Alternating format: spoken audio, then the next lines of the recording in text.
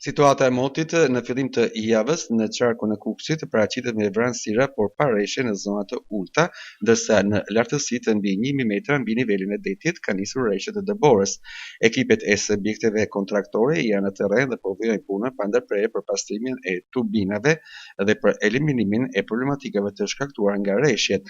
Në terren është bërë e mundur ndërhyrja dhe pastrimi i rrugëve në fshatin Mohole të njësisë administrative Bicaj, si dhe në fshatin Fshat të njësisë administrative Gryt Çaj për të lehtësuar lëvizjen e banorëve.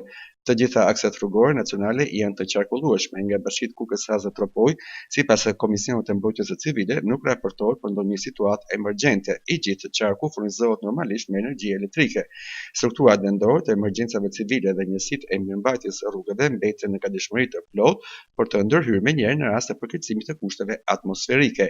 Institucionet lokale u bën thirrje qytetarëve të udhtojnë me kujdes, veçanërisht në zonat malore ku ka edhe paritë të borës dhe të raportojnë çdo problematike që hasin për të garantuar reagim të shpejtë dhe efikas.